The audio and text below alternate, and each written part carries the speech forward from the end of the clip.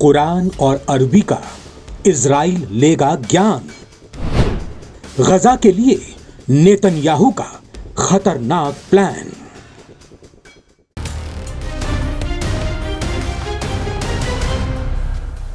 Gaza में पिछले 22 महीनों से इजरायली नरसंहार जारी है। अब तक 60,000 से ज्यादा लोगों की मौत हो चुकी है, जबकि 1.5 लाख से ज्यादा लोग घायल हुए हैं। गाजा में हालात अब ऐसे हो गए हैं कि लोगों को भूखमरी का सामना करना पड़ रहा है और बच्चे, बुजुर्ग, महिलाएं हर रोज भूख से तड़प तड़प कर मर रहे हैं। दुनिया भर के नेता गाजा में बिना शर्त युद्ध विराम की मांग कर रहे हैं, जबकि इजराइल हमास को ढाल बनाकर युद्ध जारी रखे हुए है। हालांकि इसमें इजरायली सेना को काफी मुश्किलों का भी सामना करना पड़ रहा है। जमीनी लड़ाई में हमास के लड़ाके इजराइल पर भारी पड़ रहे हैं। इस हिंसा में हमास और फिलिस्तीनियों के साथ साथ इजरायली सैनिक भी मारे जा रहे हैं।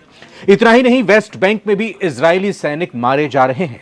इन सब बातों के पीछे भाषा को, लैंग्वेज को सेंटर में रखा गया है।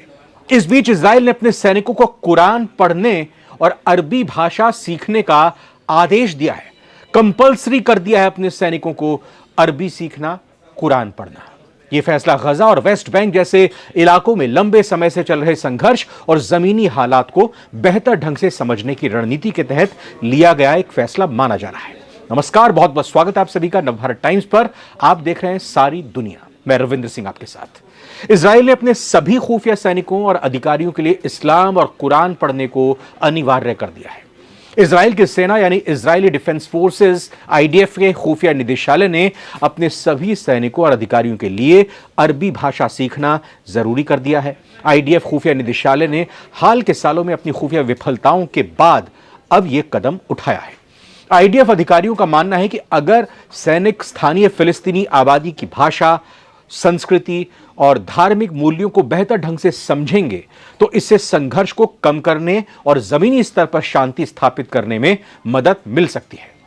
तो अरबी भाषा सीखने पर यह जोर और क्यों दिया जा रहा है? रिपोर्ट ये कहती है कि इजरायली सैनिकों को अब कुरान के महत्वपूर्ण हिस्सों का अध्ययन करने के साथ साथ बुनियादी अरबी भाषा का प्रशिक्षण दिया जा रहा है। इसके जरिए उन्हें फिलिस्तीनी समाज की सोच, धार्मिक भावनाओं और परंपराओं के प्रति ज्यादा संवेदनशील बनाया जा रहा है। इजरायली पीएम के इस आदेश पर जनता में बाहरी आक्रोश है। एक्सपर्ट्स का यह मानना है कि यह कदम सिर्फ सैन्य नहीं है बल्कि मनोवैज्ञानिक है, साइकोलॉजिकल है और कूटनीतिक रणनीति का हिस्सा है, जिससे भविष्य में संघर्ष की जटिलता को समझना और हिंसा को कम करने में मदद मिल सकती है। हालांकि इजराइल के भीतर कुछ हलकों में इस फैसले की कड़ी आलोचना भी हो रही है, जबकि कुछ इसे सॉफ्ट पावर के तौर पर देख रहे हैं। नई भर्ती बाकायदा इसके लिए जो खुफिया सैनिकों की होने वाली है, वो भर्ती होते ही उनकी ट्रेनिंग का हिस्सा होगा अरबी भाषा सीखना। इस प्रोग्राम के तहत अब जो नई भर्ती होने वाले सैनिक आएंगे, उन्हें भर्ती से पहले अरबी और इस्लाम का अध्ययन कराया जाएगा। अधिकारियों और स्थायी कर्मचारियों के लिए अलग से ट्रेनिंग की व्यवस्था की जाएगी। इस प्रोग्राम का उद्देश्य अगले साल तक सभी खुफिया अधिकारियों और सैनिकों को इस्लाम की ट्रेनिंग देना और 50% की अरबी भाषा सिखा देना है। इसके अलावा इजराइल हूती और इराक की बोलियों में स्पेशल कोर्सेज भी शुरू कर रहा है। खुफिया जानकारी के मुताबिक हूतियों के पीछे जो एजेंट्स लगे होते हैं, उन्हें उनकी बातें समझने में कई दिक्कतें आती हैं, जिनमें से एक है उनका कथ नाम के नशीले पत्ते का चबाना। दुनिया के कई देशों में इसे दवा माना जाता है, लेकिन इससे कैंसर का खतरा होता है। हूती विद्रोही इसे चबाते रहते हैं, जिससे उनकी बातों को समझ पाना आसान नहीं होता। इस समस्या से निपटने के लिए भी इजराइल तैयार कर रहा है और संबंधित समुदायों के शिक्षकों और शोधकर्ताओं को ट्रेनिंग के लिए नियुक्त किया गया है। इजराइल चारों ओर से अरबी भाषी देशों से घिरा हुआ है और ये देश हैं जॉर्डन, लेबनान, मिस्र और सीरिया। इसके अतिरिक्त ईरान और फिलिस्तीन जैसे कट्टर विरोधी देश भी अरबी या उससे मेल खाती भाषाओं का इस्तेमाल करते हैं। इजराइल के खुफिया विभाग के जवानों और अधिकारियों के लिए अरबी भाषा और इस्लाम का अध्ययन अनिवार्य इसलिए किया गया है ताकि वो कुरान को ठीक से समझ सकें। कुरान में लिखी बातों को जिहादी अपनी सोच को लेकर गाइड करते हैं, उसकी गाइड बताते हैं कुरान को अपनी। अरबी भाषा जाने बिना यह समझना मुश्किल होता है कि कुरान में आखिर लिखा क्या है। इजराइल सरकार का आदेश कोरा कागजी आदेश नहीं है। उसे देश की सेना के एक नए विभाग को स्थापित करके एक तरह से कहें कि इंप्लीमेंट भी किया जा रहा है। इस विभाग में अनुवादक यानी ट्रांसलेटर, रेडियो ऑपरेटर और खुफिया शोध करने वालों को इस्लामी रीति नीति और अरबी भाषा का गहन प्रशिक्षण देगा। इतना ही नहीं, नए सैनिकों को भर्ती से पहले ही अरबी और इस्लाम की शिक्षा दी जाएगी। सरकार का यह लक्ष्य है कि अगले साल तक 50% खुफिया अधिकारी अरबी में दक्ष हो जाए, पारंगत हो जाए।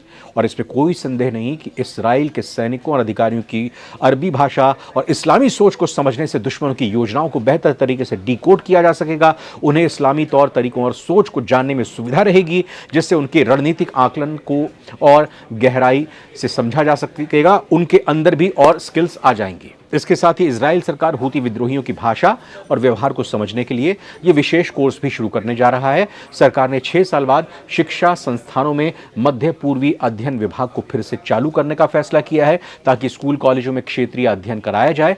उद्देश्य यही है कि स्टूडेंट अपने आसपास के वातावरण को अच्छे से जान सकें। इजराइल के अधिकारी मानते हैं कि वो अरब के गांव में पले बढ़े बच्चों जैसे माहिर तो नहीं हो सकते, लेकिन भाषा और रीति नीति सीखकर कुछ समझ तो डेवलप कर ही सकते हैं। इजराइल में इस आदेश के बाद साफ समझ में आता है कि ये यहूदी देश इस्लाम को मजहबी नहीं बल्कि रणनीतिक दृष्टिकोण से देख रहा है, जिससे कदम उसकी सुरक्षा नीति का एक हिस्सा मालूम देता है। सरकार का यह फैसला एक बहुआयामी रणनीति का हिस्सा हो सकता है, जिससे भाषा, संस्कृति और मजहब में खुफिया दक्षता हासिल हो। विमर्श के प्रसार के मामले में इजराइल सरकार का यह फैसला बहुत सहायक हो सकता है। वैसे भी विशेषज्ञ मानते हैं कि इस्लामी सोच को समझना अब इजराइल की सुरक्षा नीति का अभिन्न हिस्सा बन चुका है। अरबी सिखाने के लिए बाकायदा एक नया डिपार्टमेंट भी बनाया जाएगा। इजरायली सेना अपने इस फैसले को अच्छे तरह से लागू करने और सभी सैनिकों और अधिकारियों को इस्लाम और अरबी भाषा का ज्ञान देने के लिए एक नया डिपार्टमेंट बनाएगी। इस नए विभाग में सिर्फ ट्रांसलेटर्स और रेडियो ऑपरेटर्स को बल्कि खुफिया विभाग के रिसर्चर्स को भी ट्रेनिंग दी जाएगी। अब जिस तरीके से ये अरबी भाषा को लेकर बातें सामने आ रही हैं, साथ ही साथ कुरान को लेकर ये बातें सामने आ रही हैं, समझना ये एक टेढ़ी खीर है, क्योंकि ये बात तो नेतन्याहू ही समझ सकते हैं कि वो अपने सैनिकों को प्रशिक्षित कर रहे हैं, या उनका प्लान और भी घातक हो सकता है। प्लान इस मायने में घातक हो सकता है कि आगे आने वाले समय में क्या इजराइल के सैनिकों की ये कोशिश है कि वो इन भाषाओं को सीख के, या कहें कि अरबी को सीखकर और कुरान को पढ़कर गाज़ा के लोगों के साथ, फ़िलिस्तीन के लोगों के साथ एक आत्मीयता का रिश्ता बांधना चाहते हैं? और क्या गाज़ा के लोग और फ़िलिस्तीन के लोग इजराइल के सैनिकों की इन भाषा को सीखने के बाद, अरबी को समझने के बाद, कुरान को पढ़ने के बाद विश्वास कर पाएंगे इजराइल के सैनिकों पर? क्या ये कोशिश इस तरह से नहीं दिखाई देती कि इजराइल अपने बीच जो दीवार फ़िलिस्तीन और गाज़ा के वासियों के बीच आ चुकी है, उसको तोड़ने के लिए, उसको छोटा करने की एक कोशिश कर रहा है, ताकि दोनों मिलकर आपस में ये कोशिश करें, ये दिखाएं, ये दर्शाएं कि इजराइल की उनको ज़रूरत है। इजराइल चूँकि उनके संस्कृति में ढल रहा है, और उसी हिसाब से अब उनका भी ये फ़र्ज़ बन जाता है। ये अपेक्षा क्या इजराइल कर रहा है कि ऐसा करने से क्या गाज़ा के लोग और फ़िलिस्तीन के लोग इजराइल के प्रति प्यार करने लगेंगे, उनको चाहने लगेंगे और उनको समझने लगेंगे? वैसे ये है तो दूर की कौड़ी ही, लेकिन नेतन्याहू का एक कदम किस तरह से आगे चलकर अपना रूप रंग लेता है, इस पर नज़र हमारी रहेगी। कमेंट करके वीडियो के बारे में बताइएगा। फिलहाल बहुत बहुत धन्यवाद। नमस्कार।